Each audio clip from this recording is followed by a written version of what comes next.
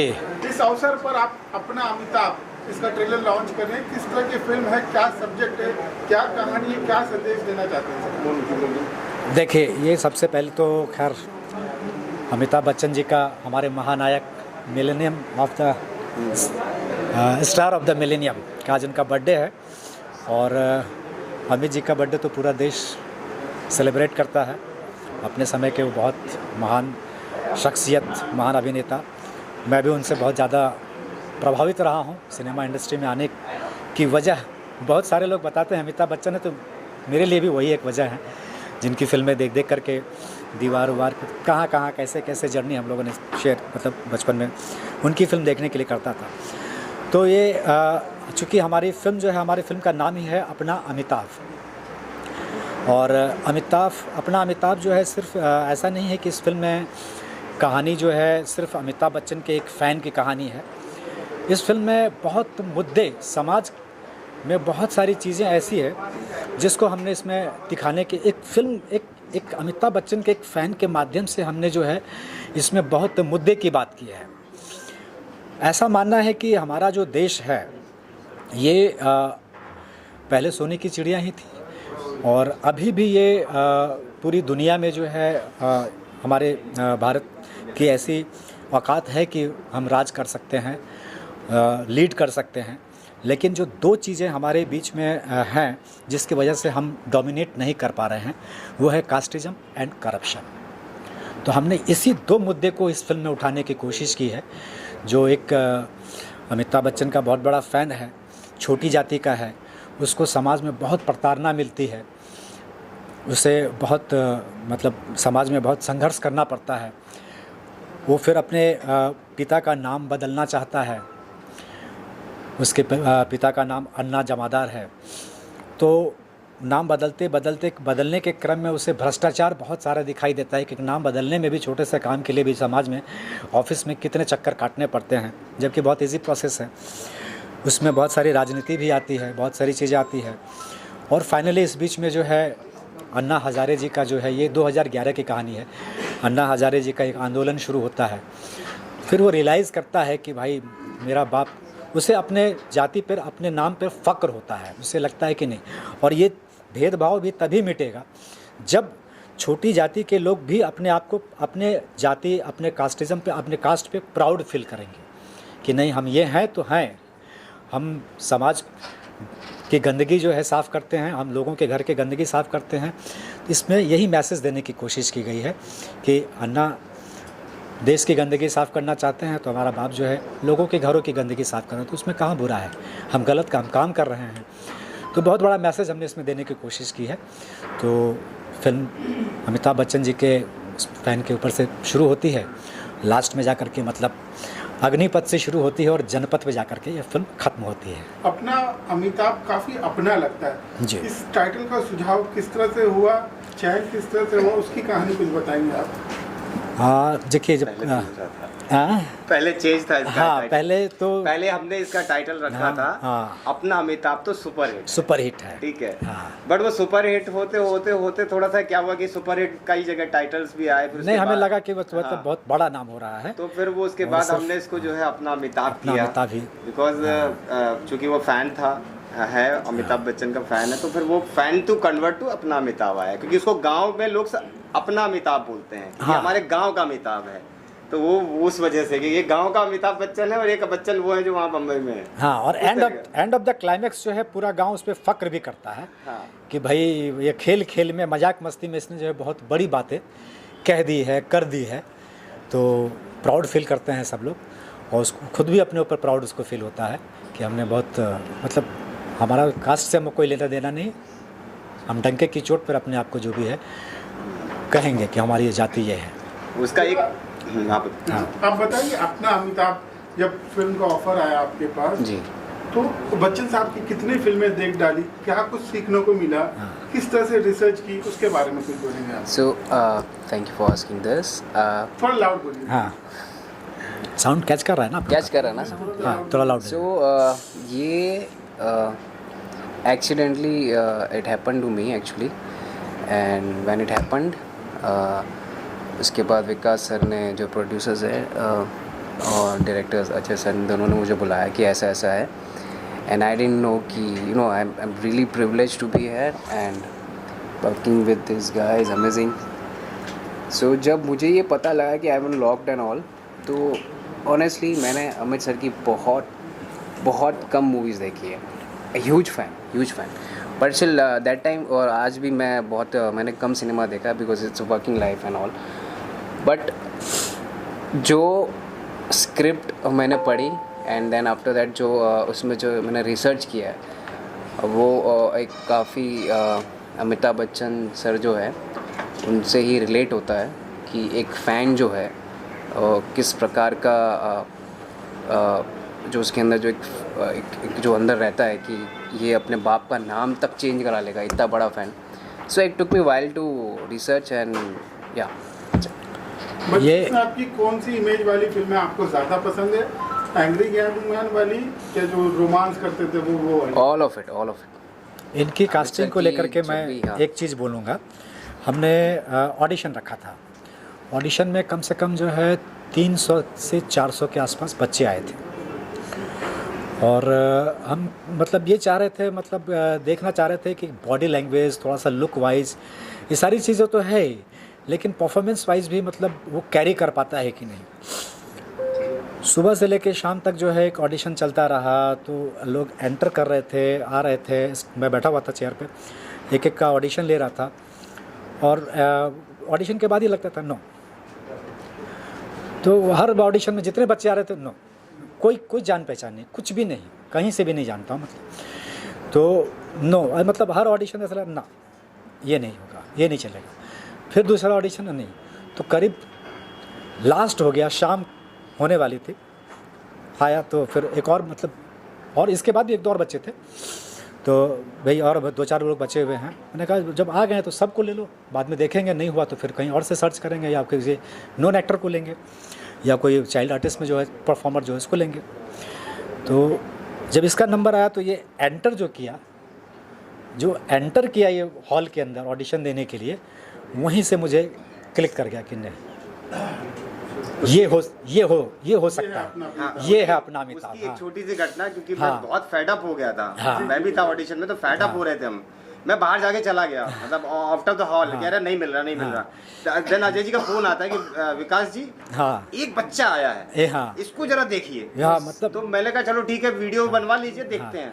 तो ये जब एंटर किया तो एंटर करते के साथ मुझे लग गया कि मतलब हमारी जो मेहनत है सुबह से शाम तक में, शायद ये फुलफिल कर सकता है, ये है, इसमें है। कॉन्फिडेंट तब भी नहीं थे उस वक्त, इसका हेयर स्टाइल वगैरह, हाँ तभी नहीं थे।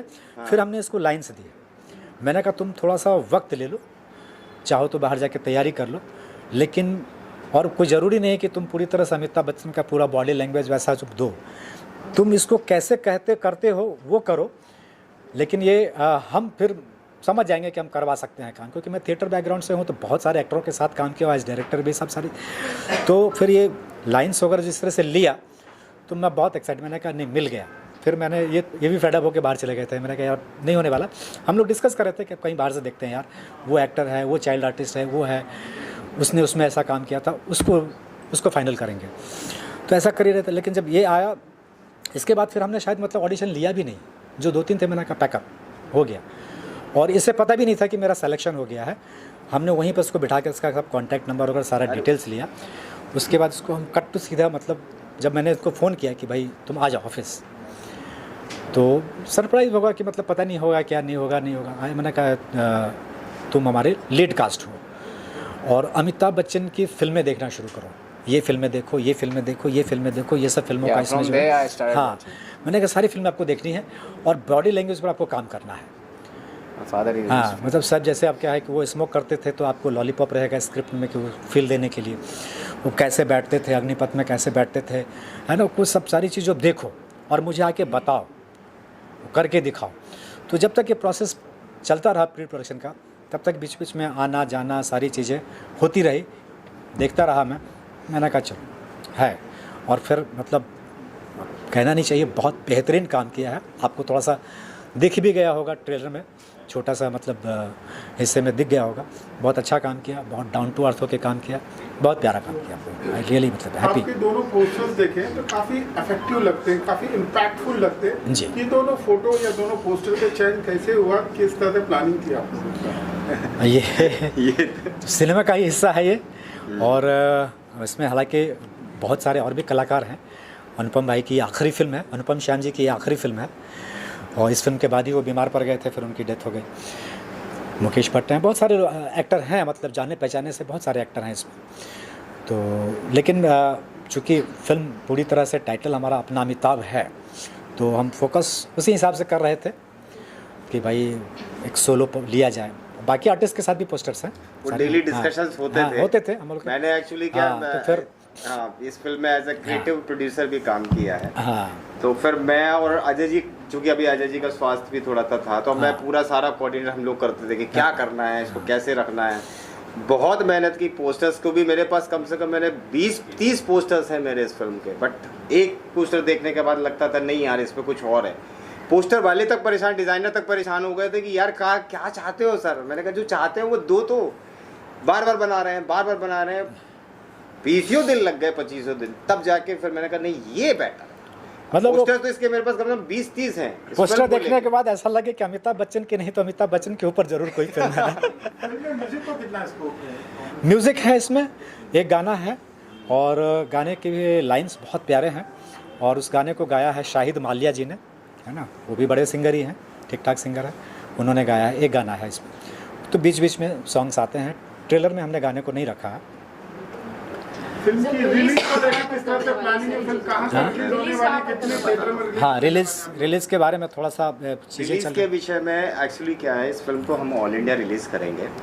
बहुत सारे डिस्कशंस हुए हैं मीडिया में, मतलब अपने इंडस्ट्री के लोगों से।